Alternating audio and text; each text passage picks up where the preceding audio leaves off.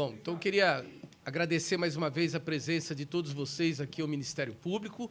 Hoje, registrar a honra de receber o delegado-geral de polícia, doutor Arthur Jean, grande parceiro do Ministério Público, bem como os delegados doutor Fábio e doutor Luiz Carlos, que participaram das investigações desse caso, e também do promotor de justiça, do doutor Jandir, que, juntamente do doutor Jandir Moura Torres Neto, que, juntamente com a doutora Mariana Fazoli Rodrigues de Azevedo, trabalharam nesse caso e hoje acabam de oferecer a denúncia criminal contra o Maicon Antônio Salles dos Santos. Meu papel aqui é fazer esse registro e dizer, como cidadão, como procurador-geral, que, infelizmente, são muitas vitórias, né, que nós temos no Brasil, muitas meninas que é só você fazer o trajeto do trabalho até a casa dela, né, e ver como que essas meninas ficam expostas à noite a qualquer sorte de violência. Tá certo que aqui havia uma relação entre ela e o autor do fato, mas existem inúmeras situações onde essas moças ficam vulneráveis e o Brasil não pode tolerar esse tipo de situação. Então, foi uma investigação muito complexa, uma investigação que demandou uma série de ações periciais e culminou na data de hoje no oferecimento de denúncia. Para os detalhes desse caso, eu vou passar primeiro a palavra para o doutor Jandir, em seguida para o doutor Arthur Jean, para trazer detalhes a respeito de todo esse caso. Doutor Jandir. Obrigado, doutor Paulo. Iniciar cumprimentando o doutor Paulo Sérgio, nosso procurador-geral, por todo o apoio também concedido pela Procuradoria-Geral para que essa investigação pudesse andar e o trabalho pudesse ser concluído nesta oportunidade.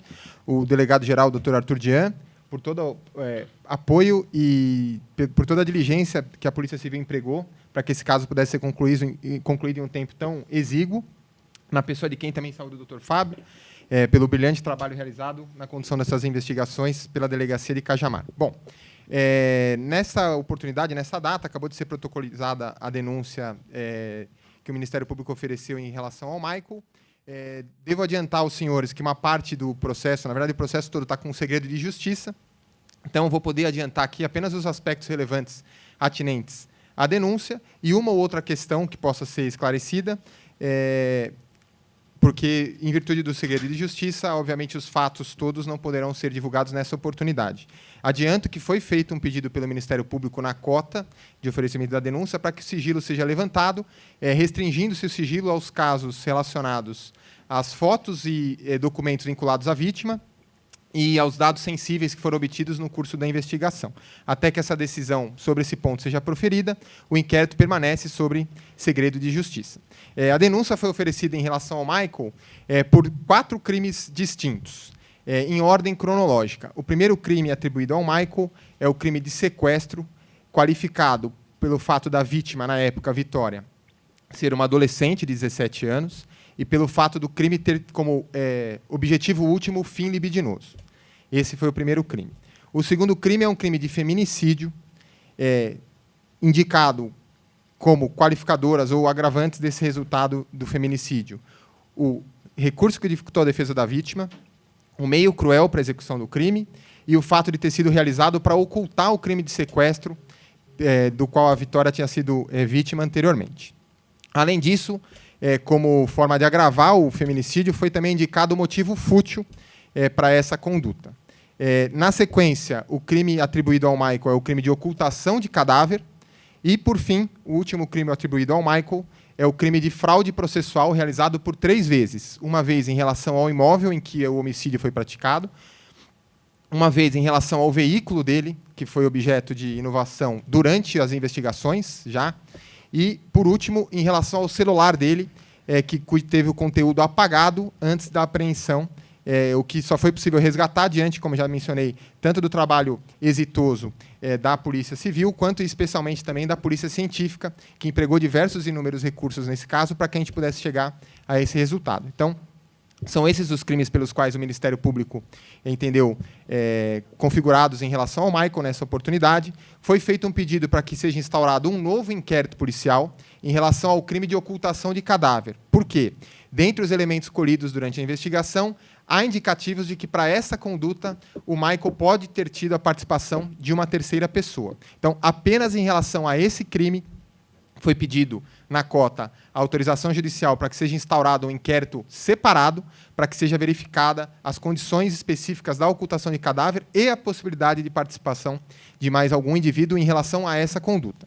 Dentro, junto com o oferecimento da denúncia, foi também, atendendo a uma representação da doutora autoridade policial, Dr. Fábio, foi feito o requerimento do Ministério Público para que seja decretada a prisão preventiva do Michael, diante do preenchimento dos requisitos, pressupostos e fundamentos dessa modalidade de custódia cautelar, no caso, em análise. Então, inicialmente, doutor Paulo, são essas as informações, aí depois eu fico à disposição para algum esclarecimento. Vou passar, como o senhor mencionou, a palavra ao nosso ilustre delegado-geral, que se faz aqui presente, doutor Arthur Dian, para outros esclarecimentos. Obrigado.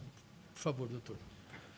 Bom dia a todos. Bom dia, doutor Paulo Sérgio. Dizer que é uma honra muito grande poder estar aqui mais uma vez no Ministério Público, corroborando com o trabalho que vem sendo feito continuamente entre nossas instituições, não só em casos específicos como esse, mas também com o GAECO, como todos os outros crimes.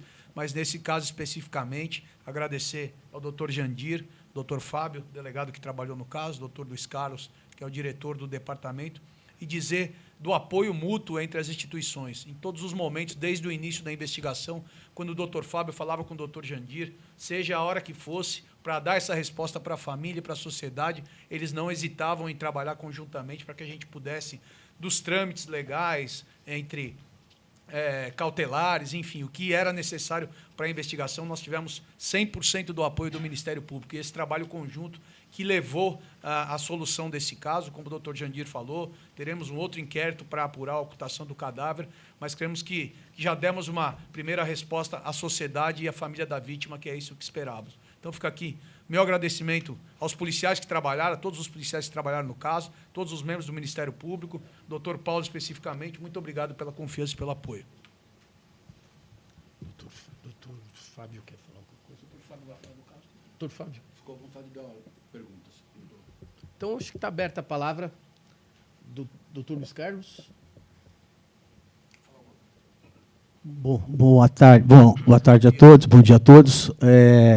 Queria aqui agradecer também o convite, estar participando aqui nessa coletiva, doutor Paulo, doutor Arthur, os colegas. Enfim, eu sempre digo que o bom executivo é aquele que antevê o futuro e sabe que não construirá nada sozinho. E nós fizemos isso junto ao Ministério Público, nesse caso sensível.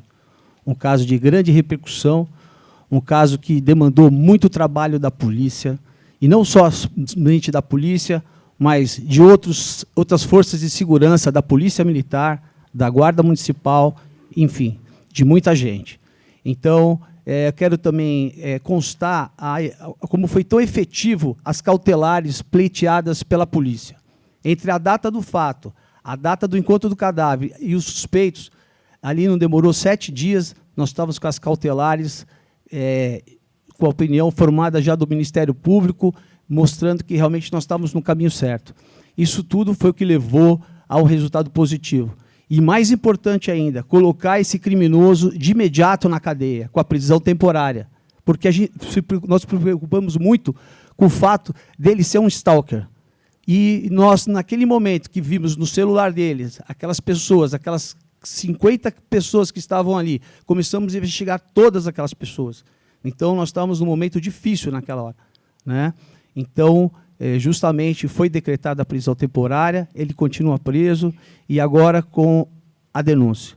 Então, essa persecução processual continua, a polícia continua ainda, temos trabalho a fazer. Como o doutor falou, temos mais aí, nós temos um perfil genético que apareceu no caminho, né, dentro da casa do acusado, e com certeza, se teve alguém que participou, vai também ser preso.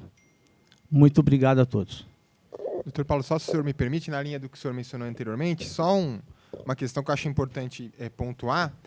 Todo homicídio é triste, mas é muito... É terrível, na verdade. É um negócio chocante quando você vê a pessoa morrer, 2025, ano que nós estamos, pelo simples fato de ser mulher.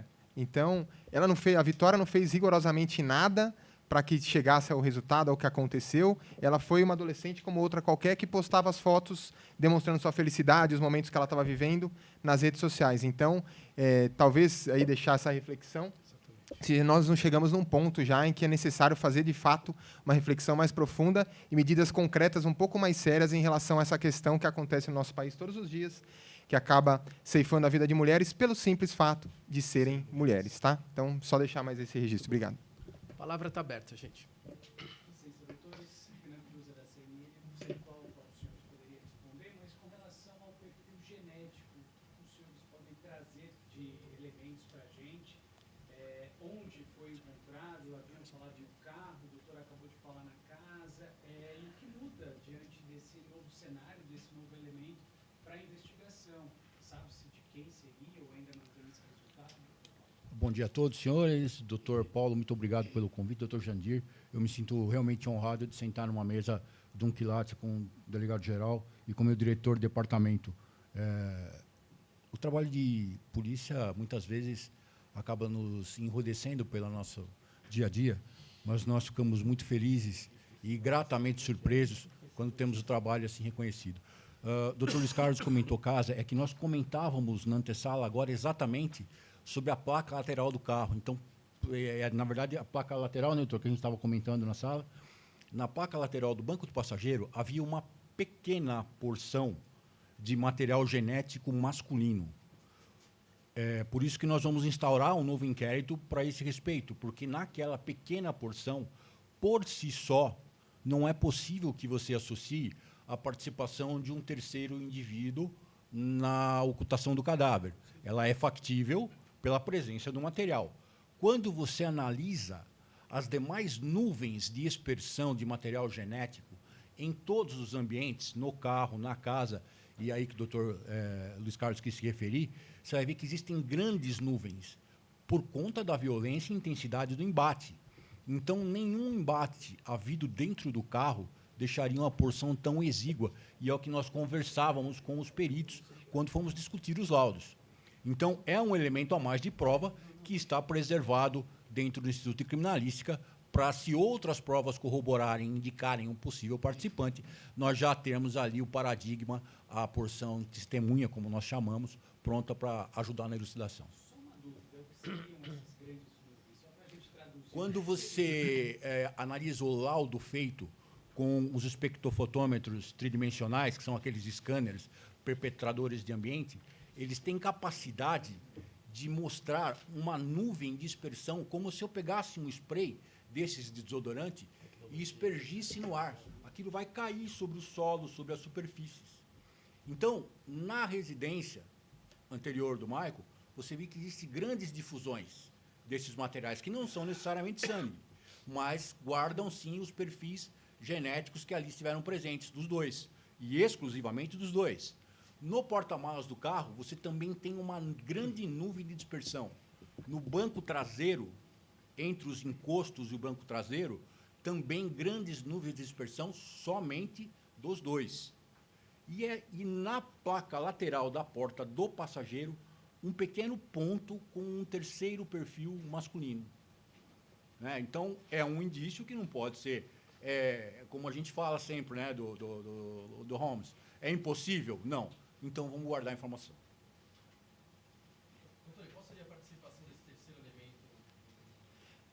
Então, só para esclarecer até na linha da pergunta, para deixar bem claro, em relação ao feminicídio e ao sequestro, foi só o Michael. Não teve nenhum outro indivíduo que participou desses dois delitos. Tá? Qual que é a base para essa afirmação? Além do próprio perfil já mencionado do Michael, que indica que ele realizou a conduta para satisfazer algo próprio, um fim perseguido só por ele e não por outra pessoa, então ele não ia compartilhar isso com outra pessoa, nos locais mais relevantes do carro e da residência do Michael, onde a Vitória foi morta, só havia material genético de Michael e Vitória. Então, não tem a possibilidade de outra pessoa ter participado. Isso aí é uma prova técnica que exclui a participação de uma terceira pessoa.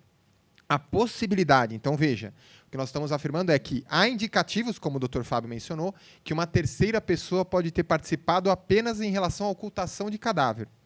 Então, por conta disso, nós vamos instaurar um outro inquérito para verificar, primeiro, se de fato houve a participação de uma terceira pessoa, porque isso não é certo, E, em caso de participação, qual teria sido a dimensão e a extensão dessa participação. Então, por hora, a gente não tem como afirmar apontar nada com segurança em relação a esse fato, porque a gente vai iniciar essa segunda perna, digamos assim, da investigação a partir de agora. Então, esse perfil genético que foi identificado no carro, masculino, sem identificação de quem seria, pode ser de alguém que participou, pode ser simplesmente de alguém que andou no carro do Michael, porque o Michael ficou com o carro desde o desaparecimento até o momento em que o carro foi apreendido a primeira vez, posteriormente apreendido a segunda vez, o Michael ficou com o carro.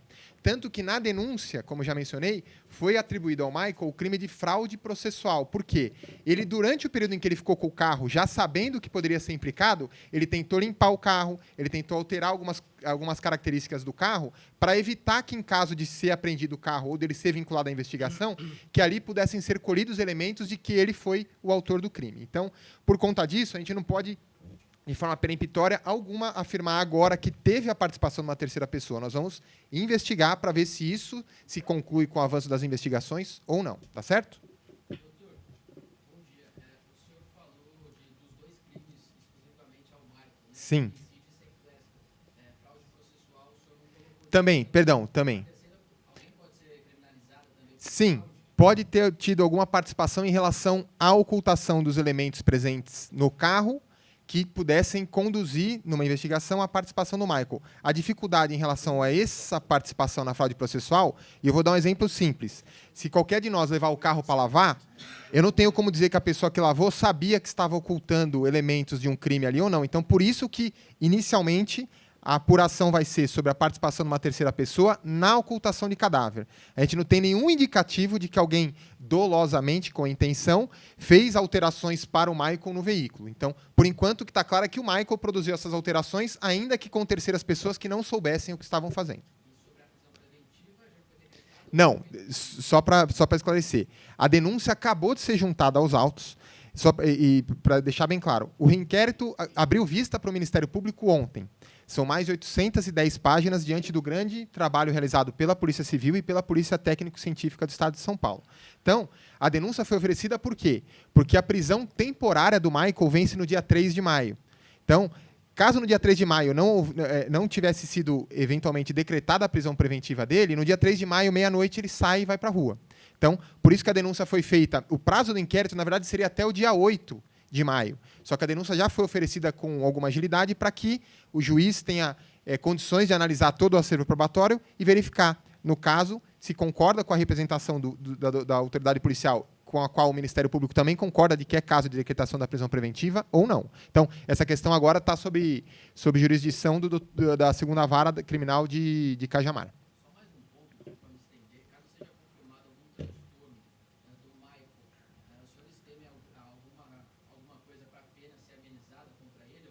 Em relação a essa matéria, eu não vou poder esclarecer ou adiantar muito, porque, como eu mencionei, o inquérito está sob sigilo. Mas, durante o inquérito policial, houve alguns requerimentos, representações relacionados a identificar não uma hipótese de loucura, digamos assim, grosso modo, mas uma hipótese de identificação do perfil psicológico e psiquiátrico do investigado. Essas diligências não foram realizadas até o momento e, em contato até pessoal, no período em que eu estive na promotoria de Cajamar, eu realizei visitas à cadeia. E, numa das visitas, eu me entrevistei pessoalmente com o Michael.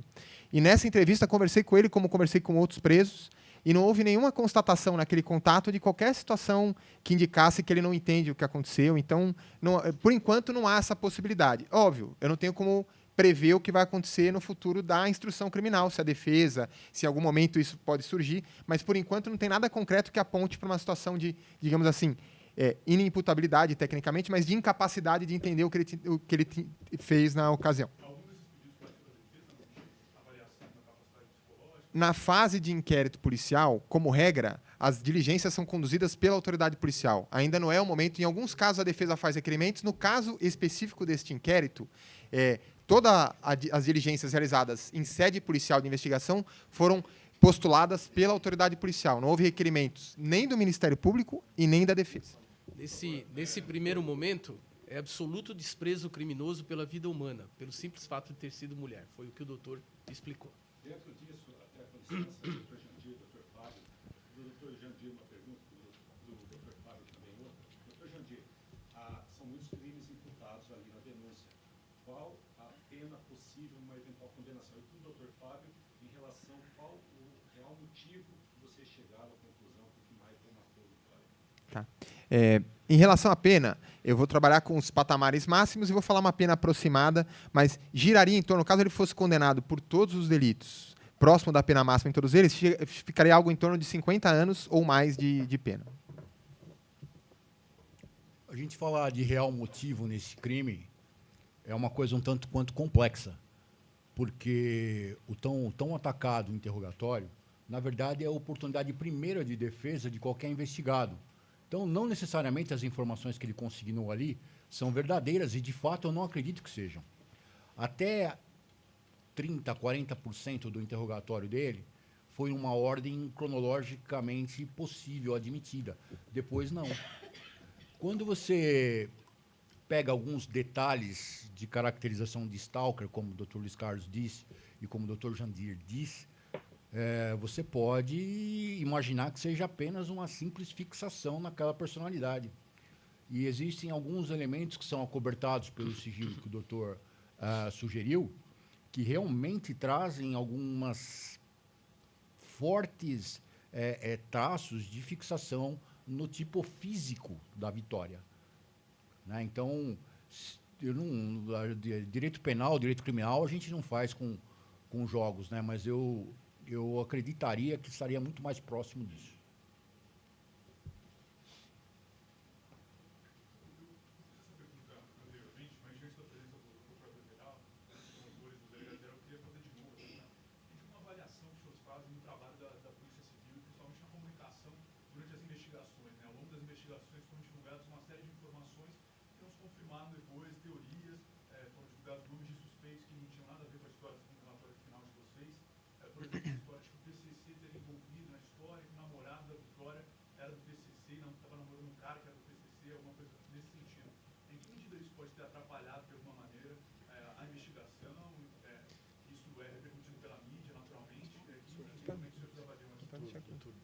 Se quiser, eu posso.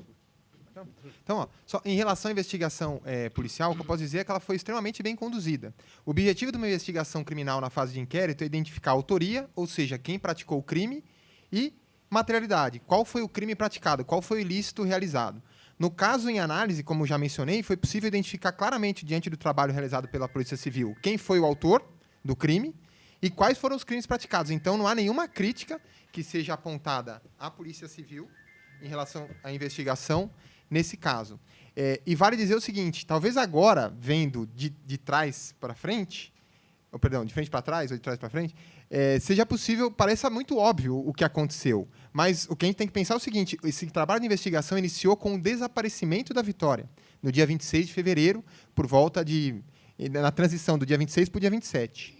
Isso faz pouco mais de 2 meses, considerando que nesse período tivemos tanto o Carnaval quanto a Páscoa.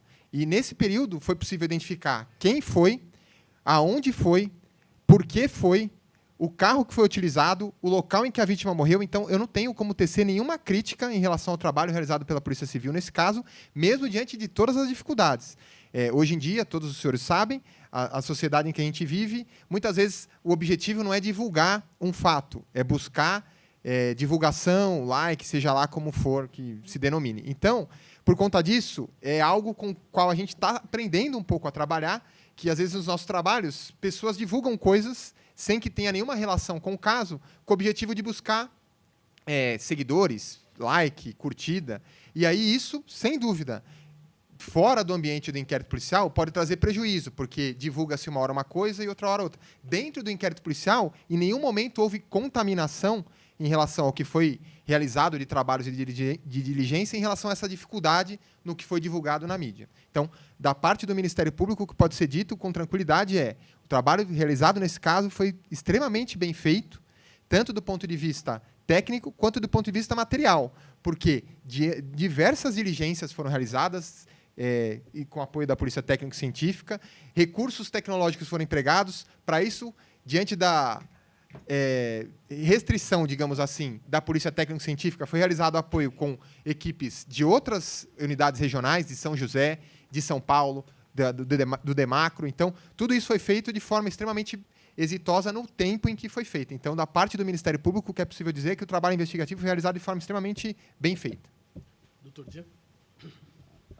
Nós, em casos complexos, assim como o doutor Jandir já citou, né, pelo anseio da sociedade, da imprensa, em buscar respostas, nós não podemos descartar nenhuma possibilidade. E algumas dessas possibilidades, que não são descartadas desde o início de um crime complexo como esse, são exteriorizadas, tanto pela imprensa quanto por profissionais da polícia, como possibilidades. E essas possibilidades, no decorrer do tempo, tornam-se verdades, entre aspas, mas, como o doutor Jandir falou, o que foi para os autos foi a parte concreta da investigação, foi o que estava sendo, de fato, analisado em conjunto pela polícia e pelo Ministério Público, para a gente chegar nesse resultado que tivemos hoje, com a denúncia do Ministério Público muito bem elaborada, para um inquérito também complexo, de mais de 800 páginas, e é essa a realidade que chegamos.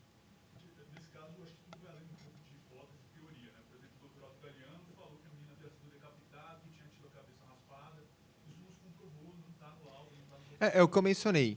O que está fora dos autos, eu não vou falar, até porque mesmo o que está nos autos, eu tenho restrição em relação ao que vai ser divulgado por conta do sigilo. O que eu posso dizer é, em relação ao que aconteceu no processo, está tudo bem claro, foi bem feito pela Polícia Civil, está indicado de forma precisa na denúncia. Nenhuma dessas questões relacionadas ao que foi divulgado tem relação com o que está no processo. Houve alguma comprovação se ela foi realmente abusada sexualmente? Como eu disse inicialmente, o crime pelo qual ele foi acusado, relacionado, que tem um fim libidinoso, é o sequestro. Em nenhum momento a denúncia aponta a efetiva ocorrência de qualquer ato sexual praticado pelo Michael em relação à Vitória. O que eu quero dizer, significa que não aconteceu? Não. Significa que não há nenhuma prova nos autos e o Ministério Público faz a denúncia com base no que foi produzido de concreto, não é achismo, não é da minha cabeça, né, na cabeça da doutora Mariana. Então, com base na prova que tem no processo, não dá para a gente afirmar que teve qualquer ato de índole sexual. O que é possível afirmar com a prova produzida é que a finalidade dele ter pegado a Vitória, colocado ela no carro e levado para casa, era saciar um desejo sexual, libidinoso, dele, Michael. Agora, a par disso, não há nenhuma evidência produzida no processo. Eu vou voltar um pouquinho com relação ao material genético encontrado. Essa investigação ela acontece mesmo com o oferecimento da denúncia, de uma forma até paralela, ela avança, e se essa quantidade, mesmo por ser mínima, é possível fazer a comparação com outros materiais que vocês pegaram de outros suspeitos? Na verdade, qualquer conteúdo genético, quando identificado, conteúdo genético, humano, sexo masculino, ele já guarda as informações do RNA, né, que é onde está decodificado o genoma. Essa amostra fica preservada no IC-Sangue, São Paulo. Quando você tem um suspeito, um eventual suspeito, trazido por outros indícios, você pode fazer a comparação entre os perfis, né? Então, está preservado. Se outras provas trouxerem outros suspeitos, mesmo que daquele grupo, que era um grupo que todos se conheciam, por isso até dessa pergunta que você fez, porque as informações pipocavam no seio daquela comunidade, é só fazer a comparação entre esses materiais, e aí definitivamente você tem a resposta. Doutor Fábio, os senhores já deram uma resposta para a sociedade, sobretudo para a família da Vitória, que acho que eram quem mais necessitavam dessa resposta. Eu acho que o caso está esclarecido em partes. Agora, eu queria entender quais serão os próximos passos do Fábio, o que pudermos dizer, porque acho que a investigação ela ganhou novos elementos e, a partir de então, a investigação ela vai continuar. Quando essa investigação continua, começa, se esse material genético ele vai ficar somente preservado ou, posteriormente, já vão sair daqui investigando, novas diligências, eu não sei. Só para que o senhor entenda, o que nós estamos dizendo é que nós vamos investigar a possibilidade de participação de um terceiro, certo? Esse terceiro está solto. Está sabendo que poderá ser investigado. Então, obviamente, hoje aqui a gente não vai adiantar nada do que vai ser feito em relação a essa nova investigação, porque se tiver tido a participação do terceiro, quem fez sabe. A gente que não sabe ainda quem foi, se foi de fato alguém. Então, a gente não vai adiantar nada do que vai ser feito, porque essa pessoa poderia frustrar alguma diligência. Então, por hora, o que é suficiente falar, porque está no requerimento de oferecimento da denúncia, é que vai ser iniciada uma nova investigação. A partir daí, não vamos divulgar nada, e dentro do possível, se Deus quiser, diferente desse inquérito, como a gente vai também pedir o segredo sobre essa nova investigação, dentro do possível, tentar permanecer em sigilo, né, doutor Fábio, para que a gente possa seguir sem que medidas investigativas possam ser frustradas. Não tem, evidentemente pode divulgar, por isso que eu tô mencionando. Então não há problema em divulgar que vai ser instalado um novo inquérito. Agora, as medidas que serão realizadas nessa investigação vão ficar, obviamente, a cargo do doutor Fábio aí, de forma sigilosa. Eu fiquei um pouco surpreso quando eu determinei o sigilo administrativo do inquérito e depois vi o sigilo judicial por conta daquelas razões que eu já comentei com vocês. A própria tipo de matéria que é investigada determina o sigilo legal da matéria, mas eu fiquei muito surpreso dessa nova modalidade de sigilo, em qual eu fui o único alcançado pelo sigilo judicial desse inquérito, né? Então, é uma coisa que a gente tem que preservar, por isso que, muitas vezes, no começo de uma investigação, é sempre melhor a postura cautelosa, esperando se definirem exatamente os cenários, as condutas, as questões que têm que ser apuradas. Mas a gente vai nessa linha que o doutor está determinando. E sobre essa nova investigação, de maneira preliminar, assim, existe algum suspeito que está falar isso? Não. Não. É isso então, senhores? Gente, muito obrigado, viu? mais Obrigado uma a vez. todos, viu?